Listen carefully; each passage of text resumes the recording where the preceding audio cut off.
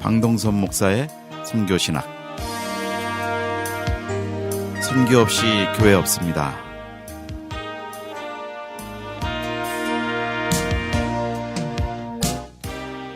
네, 우리 선교사님 또 우리 성도님들 그동안 안녕하셨습니까? 저희들이 우리 방동섭 교수님을 모시고 교회와 선교에 대해서 지금 신학적인 관점에서 저희들이 강의를 하고 있습니다. 그러나 이 강의는 대담 형식으로 진행이 되고 있고, 동시에 우리 선교학적으로 또 신학적으로 교회 역사적으로 교회와 선교에 대한 그 강의를 지금 방동섭 목사님께서 우리 교수님께서 지금 세 번째 강의를 이제 시작해 주시겠습니다. 예, 안녕하십니까, 교수님? 예, 안녕하세요. 지난주에는 또 이렇게 스케줄이 있어서 못 나왔는데, 네. 또 오래간만에 나오니까 또 새로운 느낌이 또 있습니다. 네. 예. 많이 기다렸습니다. 네. 감사합니다. 네, 예. 저도 많이 기다렸고요. 예. 또 우리 이 방송을 들으셨던 많은 분들이 예. 계속해서 그 강의는 또 언제 진행이 되느냐, 뭐 예. 개인적인 질문도 받고 그랬습니다. 개인적으로 아주 영광입니다. 그런 예. 말씀을 들으니까요. 예. 아마 이 방송을 듣고 또 어떤 분은 예. 마음이 아주 시원해진다는 또 그런 아. 표현도 하세요. 예, 그 분명하지 않았던 개념들을 아주 예. 분명하게 정리가 되고 또 이해가 된다고 또 그런 말씀해 주시는 분도 들었습니다. 아이고, 감사합니다. 네. 예. 그리고 아마 우리 선교지에 계시는 분들이, 선교사님들이 이제 주 청취자로 저희가 이렇게 모시고 있는데, 예. 아마 교회론에 대해서도 선교지에서 다시 한번 좀 고찰해 보실 수 있는 시간이 되시는 것 같아요. 저도 한 네. 40여 개 나라를 다니면서 우리 선교사님들을 섬기고 또 선교지를 섬겨보니까, 네. 우리 선교 현장에 있는 우리 선교사님들이 뭔가 조금 이렇게 업그레이드가 돼야 되는데 네. 거기에 대한 갈망이 있더라고요. 그렇습니다. 네. 근데 이제 시간적으로나 또 상황적으로 그런 모임이나 기회를 만들기가 어렵기 때문에 네. 이 방송은 뭐 시간 또 장소 구애됨이 없이 가니까 그렇죠. 네. 그런 면에서 좀 의미가 더 있는 것 같습니다. 네. 아마 그 선교사님들께서 지금 저희한테 일일이 다 연락을 못 주셔도 예. 예, 들으시면서 좋은 그 현지의 선교사 교회를 세워가는데 예. 아주 좋은 강의가 되지 않을까, 그렇게 또 기대가 되고 예. 있고요. 네. 예. 자, 오늘은 이제 세 번째 강의로 예. 오늘 해주실 말씀이 신학과 선교 패러다임. 예. 네, 이것을 다루어 주실 텐데요. 예. 우선 그 패러다임이라는 그 용어 또 개념에 예. 대해서 좀 먼저 설명을 해주시는 게 좋을 것 같습니다. 그렇죠. 우리가 이 패러다임이라고 하는 거는 일반적으로 어떤 경향성 또는 어떤 방향성, 어떤 목적이 있는 흐름, 뭐 이런 그 느낌으로 우리가 이해를 하게 됩니다. 네. 근데 이제 제가 선교 패러다임이라고 말할 때는 그 과거에 우리가 이 초대교회 역사를 보면은 그 교회 안에 분명히 선교 패러다임이 있었습니다. 네. 그러니까 우리 크리스천들의 무브먼트나 또 교회의 그 방향성이 선교를 향해 뚜렷이 가고 있는 그 물줄기, 그 흐름, 그 경향성이 있었는데 그게 이제 사라졌다는 거죠. 네. 그래서 지금은 어떤 선교 패러다임이라기보다는 어쩔 수 없이 선교를 하고 있는 이제 그런 느낌을 많이 받거든요. 네. 근데 이거를 빨리 그 방향을 바꿔서 선교의 물줄기를 다시 터야 됩니다. 네. 근데 그 역할을 신학이 해줘야 되는데 네. 신학이 그 역할을 못 해주고 오히려 신학이 목회라고 하는 어떤 그 제도권 안에서 사역을 그 정형화시키고 네. 또 그 목회라고 하는 그 방법론 노하우라고 그러죠. 네. 그거를 습득하는 과정으로서 또는 좀 이렇게 말씀드리면 어떤지 모르겠습니다만은 신학이 이 성직자라고 하는 기능과 자격을 얻는 과정으로서 네. 신학이 쓰여졌다. 네. 그런 생각을 좀 하게 됐죠. 네. 네. 그래서 어떻게 하면 신학이 이 선교 패러다임을 다시 가져올 수 있느냐. 네. 그게 아주 시급한 문제라고 느껴졌습니다. 네. 예. 근데 교수님께서 말씀하신 그 책의 내용 중에 이제 첫 예. 부분이 기독교 초기 교회는 그 선교 공동체라고 이제 정의를 먼저 내려주시고 예. 이제 시작을 하셨는데 그 초대교회 그러면 패러다임 자체가 지금 말하는 신학적 그 목회적 패러다임이 아니고 선교 패러다임이 이미 그렇죠. 그 거기서부터 시작이 됐다는 그게 말씀이죠. 교회죠. 네. 그게 교회입니다. 그러니까 선교 지향적 공동체가 교회인데 네. 이게 이제 지난번에도 말씀 좀 드렸습니다만 313년에 콘스탄틴 대제가 기독교를 공인하고 네. 이 지하에 있던 교회가 지상으로 올라오면서 네. 네. 이 로마 제국이라고 하는 이 폴리티컬 시스템, 이 정치 시스템하고 만나고 그러면서 이 로마 제국 안에 있는 이 정치 시스템이 교회 안으로 흘러 들어오면서 교직 제도가 만들어지고 네. 네. 그래서 이 그 교회 안의 성직자는 교회라는 또 다른 폴리티컬 시스템을 유지하고 관리하는 네. 그런 개념으로 이렇게 흘러갔습니다. 그러면서 이 선교가 거주할 수 있는 그 스페이스가 점점 줄어들게 된 거죠. 네. 예. 네.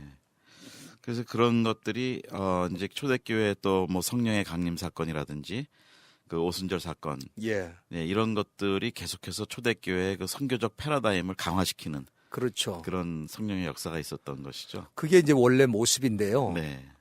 그래서 그 초대교회의 성도님들은 이 교회 품 안에서 자라고 양육이 되면 그건 당연히 선교 없이는 살 수 없다고 하는 생각을 가지고 살았습니다. 네. 신앙이 곧 선교다라는 개념이 처음부터 출발이 되는 거예요. 그렇죠. 삶, 라이프 자체가 네. 선교죠. 근데 지금 우리가 21세기를 살고 있습니다만은 21세기에 예를 들어서 신학 공부를 하는 사람들조차도 신학 공부를 마친 다음에 내가 어떻게 남은 인생을 선교하면서 살 것인가 그렇게 고민하는 사람이 없죠. 그런 고민을 주로- 안 던져주죠. 그렇죠. 학교에서. 그래 왜냐하면 네, 그 학교 자체 신학 교육 자체가 네. 클러지컬 패러다임으로 바뀌었기 때문에 네. 내가 어떻게 하면 어느 교회를 갈 건가, 어느 교회 부목사를 갈 건가, 내가 어떻게 그 목사로서 내 삶을 유지하는 이런 고민이죠. 그러니까 교회를 어떻게 가면 맡아서 담임이 되고 부목사가 되고 뭐 사역 이런 거지. 네. 내가 지금 24시간 365일 선교 없이 살 수 없다는 생각 네. 고민을 안 하죠. 네, 그렇군요. 예, 그러니까 뭐 신학생들도 그러니까 뭐 목사가 된다 하면 당연히 그런 거고 또 네. 그 목사 밑에서 자라나는 교인들도 당연히 선교적 고민은 거의 없이 그냥 교회만 나가면서 사는 거죠. 네, 그렇군요. 자, 이제 이 기본적으로 예. 신학과 선교 패러다임의 예. 말씀을 이제 시작을 해주셨는데 예, 그 성경에 보면은 그 선교사들의 뭐 주의 종의 이름들이 많이 나오기도 하는데 예, 또 언급하신 부분 중에 그 무명 선교사의 예. 뭐 행렬 이렇게 또 예. 말씀을 해주셨어요. 예. 네, 그러니까 우리 참 가슴이 아픈 건 뭐냐면은 우리가 성경을 읽으면서 선교사님들에 대한 이름을 얘기하라 그러면은 유명한 선교사 예를 들면 바울이라든지 바나바라든지 또 뭐 조금 더 나가는 분들은 열두 제자의 이름을 선교사 리스트에 넣기도 합니다. 네, 또 네, 사도행전을 기록했던 바울의 비서와 같은 역할을 했던 누가 같은 분들도 선교사로 생각도 이제 하는데 네, 사실은 그분들이 그 주 1세기의 그 교회들의 선교사의 전부가 아니거든요. 네, 네. 그분들은 이름이 알려진 선교사고 예, 예, 초대교회는 98% 99% 이상이 이름이 알려지지 않은 선교사들이라고 전 보게 되는 겁니다. 네, 그렇군요. 네, 예. 네, 그래서 사실은 그 윌 듀란트라고 하는 학자도 그런 얘기를 했습니다마는 초대교회는 거의 모든 개종자들이 다시 말하면 예수를 영접하고 크리스찬이 된 사람들이 선교의 직무를 가졌다. 네, 그런 주장을 하거든요. 네. 저는 거기에 100% 동의합니다. 네. 예. 근데 그 선교의 직무를 가질 때는 그것이 무슨 명예로운 어떤 명예를 보장해주거나 예. 삶의 안정을 보장해주는 그런 예. 명예로운 직무가 아니고 예. 자기의 삶을 던져야 되는 그런 어려움에 던져야 되는 그런 그렇죠. 직무였겠죠. 그래서 그 허버트 케이는 그런 얘기도 합니다. 예수님의 제자들은 무기가 없어도 진리는 있었고 네, 깃발은 없어도 사랑이 있었으며 충성스러운 마음으로 바다와 육지를 건너서 로마 제국의 구석구석으로 들어갔고 네, 그들은 가는 곳마다 친구와 이웃과 나그네를 만나서 그들이 발견한 믿음을 나누었고 심지어 그들은 노예로 살면서 상인으로 살면서 군인으로 살면서 세속적 직업을 통해서 그리스도를 전했고 네, 또 멀리 떨어진 해안이나 외딴 지역에 망명을 떠나면서도 우리가 망명 그러면은 도망자잖아요. 네, 도망자라는 그 신분이 얼마나 참 그 어렵습니까? 그런데도 믿음을 전파했다. 네, 네, 그게 아주 내추럴한 라이프 스타일이었다는 겁니다. 네. 예, 근데 말씀 언급하신 대로 예,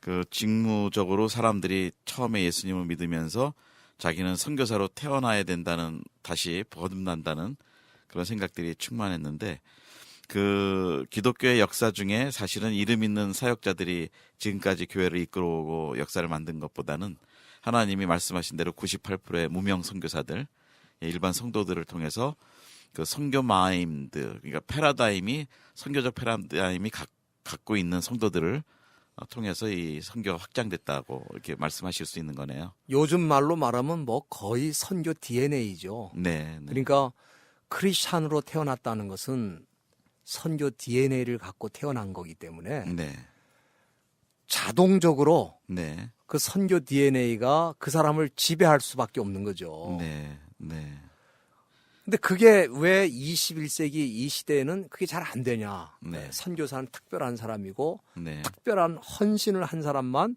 선교를 하게 되고 나머지는 그저 선교비를 보낼 수 있으면 보내고 네, 후원자 정도로 남아있느냐. 네, 이제 이게 큰 숙제입니다. 네. 예.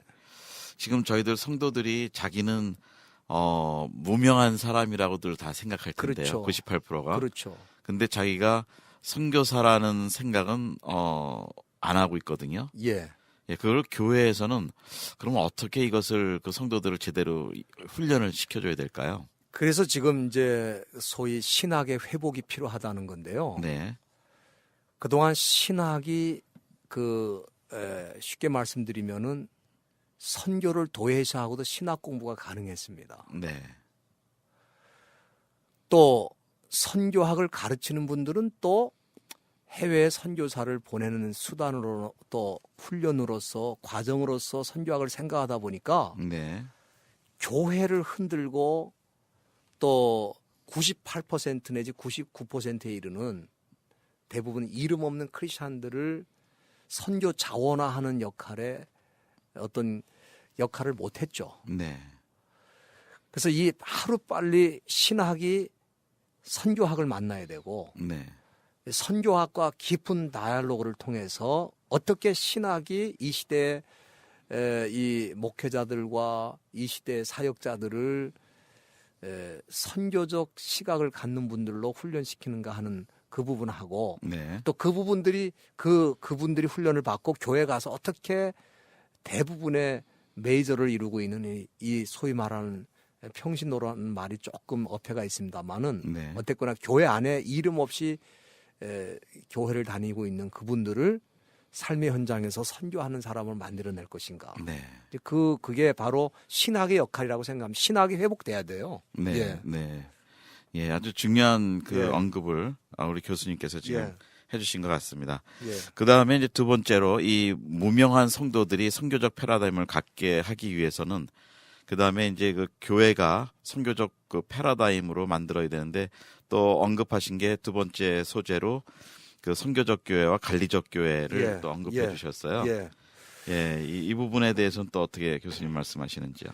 그러니까 이제 3세기에 이르러서는 로마 제국 내부에 부분적으로라도 복음이 침투해 들어가지 않은 지역이 거의 없을 정도였습니다. 네, 왜냐하면 크리스찬들이 곳곳으로 들어가서 노예로 살든지 상인으로 살든지 군인으로 살든지 자기 삶의 현장에서 선교하는 역할을 해주었기 때문에 그러니까 밀라노 청년 이전에 이전의 그런 얘기죠. 말씀하신 거군요. 예, 그렇게 그럼 됐습니다. 굉장히 성공적이었네요. 그때가 그렇죠. 이미. 네, 네. 그러니까 우리가 볼 때는 특별한 조직이나 또 어떤 그 세력이나 어떤 뭐 재정적으로 뭐 충분히 뒷받침 될 수 있는 네.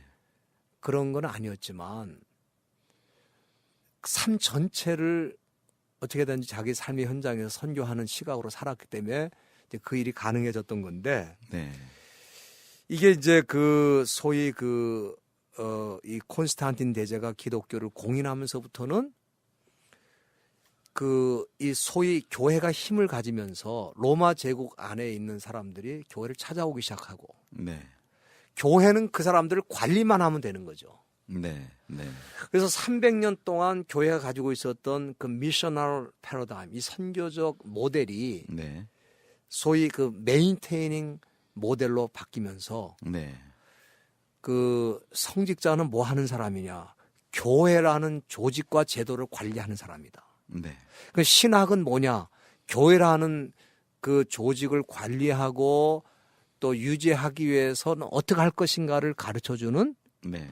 그런 노하우로 점점 방향이 바뀐 거죠. 네. 그러면서 이제 선교적인 교회가 관리적 교회로 서서히 변모하면서 중세 1000년 동안 교회는 그 패러다임을 벗어나지를 못했던 거죠. 네. 예. 그러니까 그때는 생명을 던져서 예수님의 증인이 되는 그런 사명, 예수님을 영접하면서부터 바로 그런 사명을 갖고 있다가 제도적 교회가 보장을 해주니까 이제는 더 이상 선교하고 목숨을 걸고 전도할 필요가 없고 예. 그 안에 들어가서 이제 그 관리를 받기만 하면 되는 그렇죠. 성도들의 모습도 변화가 되기 시작했군요. 그렇죠. 그러니까 네. 교회는 거대한 힘을 가진 종교 조직으로 변화하고 네. 가끔씩 선교가 필요하다. 예를 들면은 변방의 게르만 민족이라든지 네. 이런 사람들을 강제로 개종할 필요가 있을 때는 그것도 사실은 어떤 정말 그 사람들을 하나님의 백성으로 세운다는 그런 컨셉보다는 네. 로마 제국이 기독교화되고 있으니까 그런 관점에서 볼 때 변방의 게르만 민족 같은 사람들은 야만 민족이거든요. 네. 그 야만 민족을 소위 문명권, 제도권, 예? 종교 조직 안으로 들어오게 한다는 의미지. 네. 그 사람을 영혼을, 하나님의 나라 네. 백성으로 거듭난 백성으로 예? 하나님의 영적인 공동체 부분으로 끌어들이는 그런 생각은 아니었습니다. 네. 그러면은 예. 그 당시 초대교회가 또 예. 우리 교수님께서 이 저서에도 언급을 해주셨는데 그 교회가 선교를 위한 기동성들이 그렇죠. 있었는데 그것이 제도화되면서 죽어갔다라고 그렇죠. 표현을 하셨거든요. 예. 그러니까 당연히 그 기동성을 키워야 될 이제는 이유는 없어진 거죠. 없어진 거죠. 교회는 메인테인만 잘해서 조직을 잘 유지해 나가고 네. 그리고 그래서 교회가 건물 규모가 커지는 거예요. 그냥 네. 지상에서 영원히 뭐 이런 네. 컨셉처럼 네. 엄청난 건물을 짓고 200년, 300년, 뭐 400년, 500년 정도의 시간을 갖고 교회당을 짓는 겁니다. 그랬죠. 네. 유럽의 예, 역사는 예. 그렇습니다. 네. 그러니까 모빌러티, 이 기동성은 사라지는 거죠. 이 교회는 네. 나그네가 돼야 되거든요. 교회는 네. 지상에서 나그네입니다. 네. 언제든지 움직여야 되고 네. 마치 우리 구약 시대 장막이 계속해서 옮겨가잖아요. 네. 그러면서 그 장막이라고 그래서 하나님이 안 계신 거 아니거든요. 장막에 그렇죠. 네. 하나님이 계셨거든요. 네. 네. 예. 근데 이제 솔로몬 시대에 와서 성전을 지으면서 그 성전 안에 하나님을 가두고 싶었겠죠. 네. 근데 솔로몬이 그 기도가 아주 그 유명한 기도가 있는데 네. 우리 하나님은 하늘에 계시고 안에 계신 곳이 없을지라도 네. 이 성전에 또 계시옵소서 하는 그런 기도거든요. 네. 그런데 그 기도가 점점 안에 계신 곳은 없을지라도가 사라지고 네. 성전에만 계시는 하나님이 이렇게 되는 거죠. 네. 네. 성전이 우상이 되고 네. 성전을 중심으로 신앙이 점점 고정관념으로 변하기 시작하는 거죠. 네. 이 중세 교회가 그러니까 콘스탄틴 대제 이후에 네. 1000년 동안 흘러간 교회 방향이 그런 거였습니다. 네. 네. 네. 그러니까 관리적 교회로 그렇죠. 계속 1000년을 유지했다는 유지해 말씀. 나간 네. 거죠. 근데 그 전통이 지금도 없느냐? 지금도 또 다른 중세 교회의 모델이 네. 지금 교회마다 자리 잡고 있는 거죠. 네. 네. 이제 중세 교회가 네. 그 현대 교회에서 그 건물의 규모나 이런 것은 다르지만 그 관리적 교회로서의 그 패러다임은 아직도 깨트리지 못하고 그대로 진행되고 있다는 말씀이죠. 저는 이제 네. 좀 과격하게 들릴 수 있을지 모르겠습니다만은 네. 그 패러다임을 깨지 않는 한 선교적 패러다임은 부활할 수가 없다. 네. 그게 제 생각입니다. 그러면은 지금 교수님의 그 도전은 예. 이 선교적 패러다임을 하기 위해서는 현재 그 관리적 교회 패러다임을 깨야 된다고 예. 말씀을 또 예. 하셨는데 그 관리적 교회를 깨려면 또 성직자의 패러다임도 우선 바꿔야 되지 않을까 생각이 들어요. 그러니까 사실 저는 우선 성직자들은 네. 기본적으로 자기 정체성을 클러지다. 우리 영어로 클러지라는 말을 쓰는데 네. 그런 성직자라고 하는 고정관념보다는 나는 선교사다. 네. 그 개념을 기본적으로 가져야 된다고 생각합니다. 그러니까 미셔널 패스터죠. 네. 네. 그러니까 목사는 교회를 관리하는 사람. 네. 이게 보통 굉장히 그 지배적인 그 개념 아닙니까? 그렇죠. 사람들이 목사 네, 그러면 네. 교회라는 조직과 교회라는 틀을 관리하는 사람으로 생각하는데 네. 그거보다는 목사는 나는 선교사다. 네. 예. 그리고 그 교회에서 내가 목사라는 직무를 갖고 있어도 나는 교회를 벗어나는 순간 나는 선교사로 살아야 된다는 이 생각을 놓치면 안 되죠. 네. 예. 그러면 그 성직자가 자기가 선교사라는 그 생각을 먼저 가져야 되는데 예. 그러면 또 하나 근본적인 질문이 교회는 또 그러면 선교사라는 교회의 정체성도 예. 동시에 시작부터 만들어줘야 되지 않을까 생각이 드네요. 그렇죠. 그래서 제가 책에도 좀 이 관리적 교회와 선교적 교회 그 두 네. 모델을 좀 비교를 했습니다만은 네, 소위 관리적 교회 요즘 뭐 하여튼 저는 콘스탄틴 대제 이후에 교회가 거의 1700년 동안 이 모델로 많이 가고 있다고 생각하는데 관리적 교회거든요. 관리적 교회 네. 그 특징이 뭐냐면은 네, 첫째는 수동적이라는 겁니다. 네, 그러니까 그 얘기를 다른 말로 말씀드린다면 교회 안에 문제만 일어나지 않으면 된다. 네, 굉장히 수동적입니다. 네, 네, 그리고 이 세상과 거리를 두고 있기 때문에 관리적 교회는 네, 세상과는 마치 담을 쌓고 살면서 세상의 영향을 안 받는 것 같지만 실질적으로는 관리적 교회야말로 세상으로부터 가장 많은 영향을 받고 있어요. 왜 그러냐면은 네, 이 관리라는 거는 우리가 잘 아는 것처럼 조직 관리라든지 이런 관리 시스템들은 거의 세속적인 어떤 경영 마인드나 또 조직 이론에서 많이 나오거든요. 네, 그러니까 교회가 그런 것들을 많이 카피해가지고 이렇게 겉모습은 세상으로부터 떨어져 있는 것 같은데 네, 교회를 운영하는 방식이라든지 교회를 이끌어가는 그 모델들은 거의 세상의 조직 이론 그런 걸 다 갖다가 좀 쓰고 있습니다. 네, 그래서 네. 세상으로부터 더 많은 영향을 받고 있고요. 그 다음에 굉장히 과거 지형적입니다. 뭐냐면은 네. 우리 한국교회도 지금 보면요. 한국교회 오늘을 말하는 사람이 별로 없어졌어요. 지금. 네. 우리 한국교회 그래도 얼마 전만 해도 네, 과거만 해도 이렇게 순수하고 참 열정적이고 기도가 살아 있었고 막 그냥 그 교회가 배출한 사람들이 민족 지도자고 세상을 바꾸는 사람들이고 이런 얘기가 많았는데 네, 지금은 다 과거의 향수예요. 추억입니다. 네. 그리고 우리 한국 교회도 예. 초기에는 선교적 패러다임이 강했다는 얘기네요. 그렇죠. 지금은 그게 이제 관리적 교회지만. 네. 그렇죠. 그러니까 우리가 생각할 때 그 선교의 지역적인 개념을 볼 때에는 네, 조금 우리가 한국 자체가 복음을 간절히 필요로 하는 상황이기 때문에 우선 그 지역이 1차적으로 선교 대상이죠. 네, 네, 그러니까 선교사들이 외부에서 들어와서 해야 될 사역을 한국 교회 성도들이 일찍이 같이 그 협력하면서 그 민족을 복음화하는 일에 헌신을 했고 그러면서도 또 우리가 잘 아는 방지일 목사님 같은 경우에